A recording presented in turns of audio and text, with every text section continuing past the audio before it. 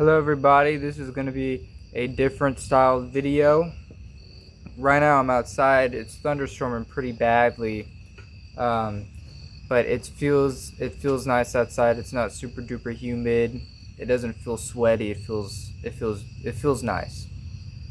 And I like the ambiance of the rain and the thunder, and you'll see the lightning strike and it'll light up my face for a little bit. That'll be cool too. This is just going to be see how cool is that?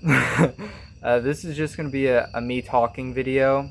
I don't have anything to show, I don't have anything to hold, besides maybe this little lantern that I have. It's supposed to provide some light. Maybe that's good. But,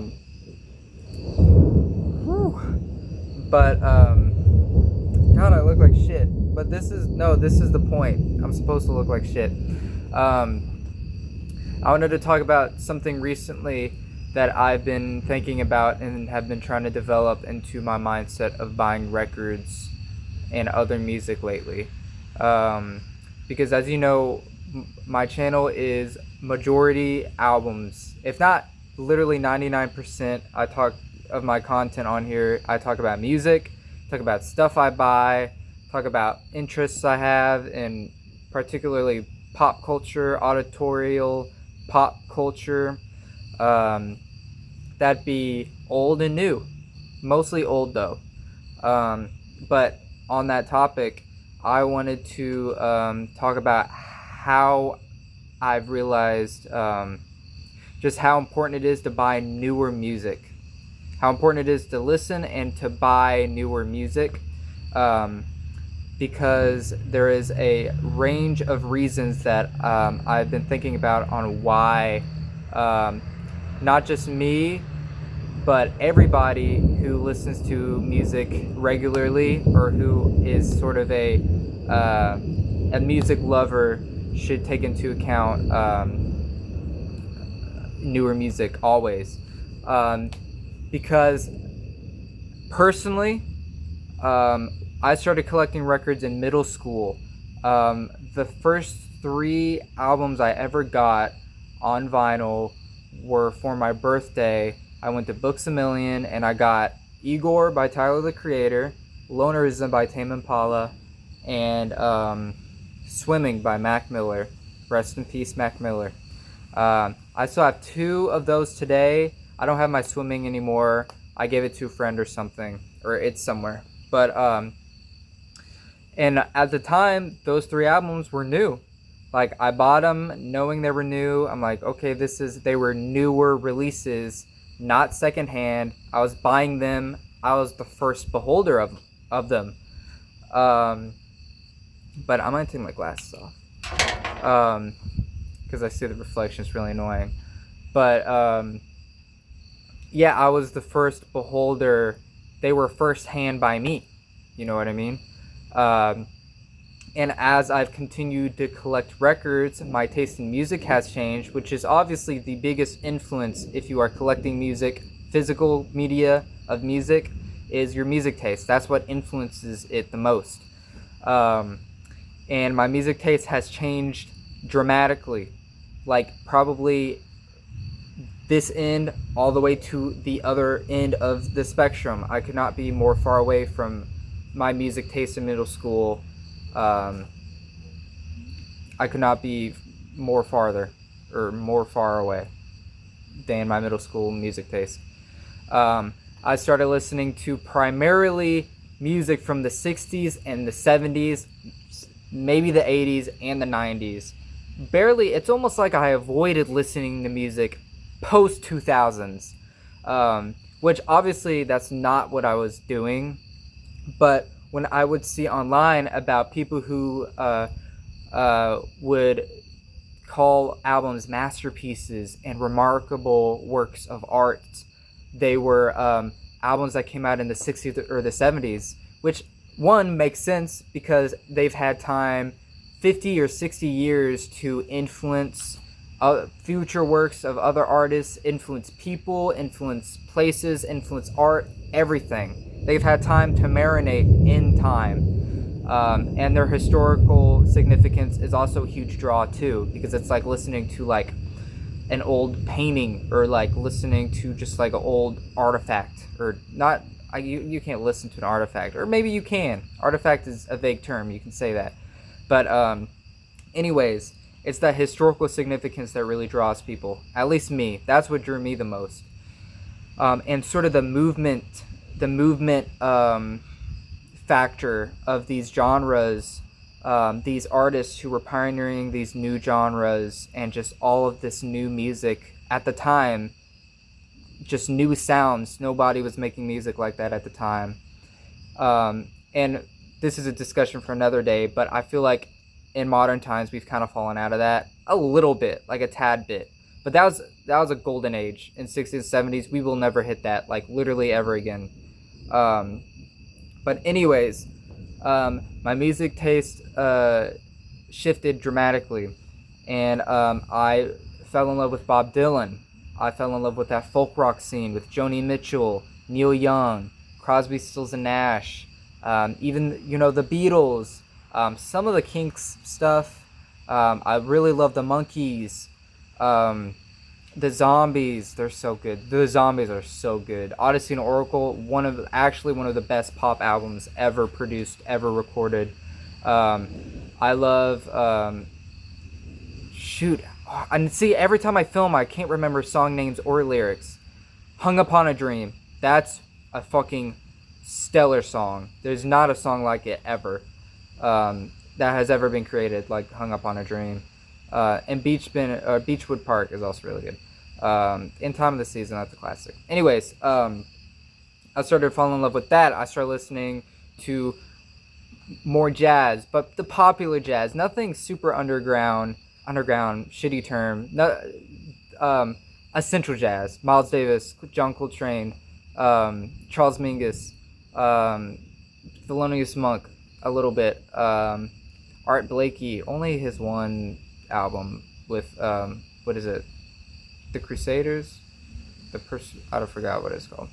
But I just, generally speaking, I started listening to older music. So naturally, this was music that was coming out when my dad was younger. So my dad would talk to me about these albums that I would buy secondhand from a record store for hours, because he'd know way more about it than me, because he lived in the time of that music being produced. And that's a whole nother thing. Living in the time of that type of music being released, you're hearing from the press, from all sides. You're seeing it physically. You're seeing these albums in their first pressing, their first version, and none of us have seen that. Like, probably everybody watching this video has never seen fucking After the Gold Rush by Neil Young in its first pressing in mint condition. And that's huge. That's a huge thing. My dad was around to see all that. And here I am, a 19-year-old. I was born in 2006. And I'm buying these secondhand albums that came out in the 70s. And as I started to get into this music and my collection started to grow, I noticed, I've been beginning to notice here recently, that my collection is starting to look like just someone's collection, a younger, middle-aged dude, or not middle-aged, like 20s, mid-20s, like his record collection. From like the 70s or the 70s or the 80s, because it's just filled of all this secondhand shit, that of these albums that haven't come out in my time. Like, I haven't lived with these albums. I've been told about these albums, but it's a different thing actually living in the time of seeing these albums be released, be advertised, shit like that. And I started, I don't know what it's called, I started to kind of, it's like very intense reflection. It's not existential in an existential sense. It's like existential in the intense sense, where it's like, I'm like, wow, like, what am I felt like I was doing, at first, for a split second I was like, am I doing something wrong? But no, that's not the point at all. That's not the point of this video. If you're my age and you collect music secondhand from primarily like 50 years, 40 years before your time, that's not a bad thing at all. If that's cool, that's like awesome that you're even listening to music from that long time ago. Sorry, my words are escaping me. But yeah, so I was thinking, I was like, well, should I be listening to music coming out within my time? Because then I started to think, I think I just said that. If I'm in my dad's place and I have a daughter or a son and I have my records to pass on to them, they're just gonna have a bunch of secondhand shit that I bought from some other old dude that I didn't live with these albums. It feels almost inauthentic. I have this secondhand copy of Band on the Run by Paul McCartney that came out in the 70s, and I didn't buy it in the 70s, even though it's from the 70s. Buying something from the 70s and buying something in the 70s are very different. I bought this thing from the 70s, and it is 2025.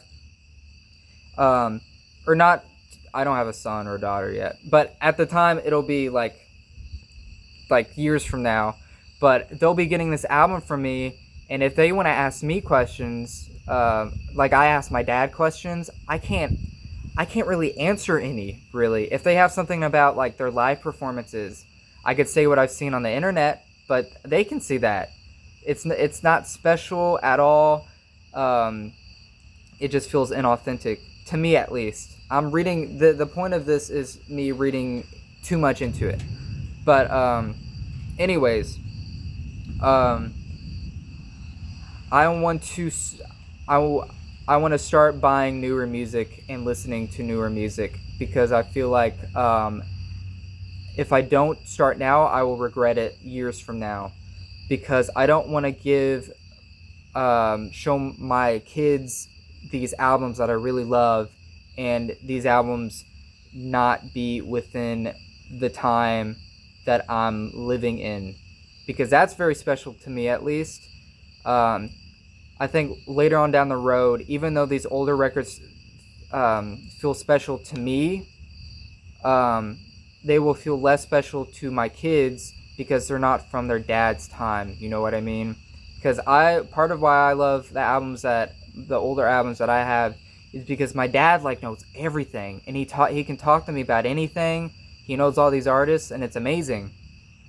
And my kids won't have that if I keep collecting this old stuff. And calling it old stuff is actually very evil. It's not just old stuff. But for the point of the video, that's what I call it. So, but to preface, that's not all it is to me. Hell, I have it on my shelf right now. I've spun everything over 50 times, 100 times. So everything is still very special to me in my collection. But yeah, I've just been thinking, I'm like, okay, I need to really get on to newer music so my kids have something from my time to look back on, because it'll be kind of cool, because I'll be pulling from older generations and from my generation right now. So as with my dad, he lived in, it's right now with me, I'm only kind of collecting sort of one or two generations, like the 70s and 60s and then the 80s and 90s music. But my kids will have the 60s, 70s, 80s, 90s, and early 2000s, 2010s, 2020s, and it'll be awesome. And I don't want to have that gap, you know. If I'm only collecting shit from 60s, 70s, 80s, and 90s, and I skip my time, that's a gap. That's just a gap. That sucks. That sucks. So that's why I don't know. I've been trying to check out newer music. I have newer records. I love Black Country New Road. I loved Black Midi when they were still around. I really love MJ Linderman's stuff right now. I love Dijon and McGee's sort of partnership right now. And some newer pop music like Chappell Roan. She has some really great songs. I love Good Luck Babe from her. I think that's my favorite. Sabrina Carpenter, she came out with Man's Best Friend this year, and that was really good. That's a fun album.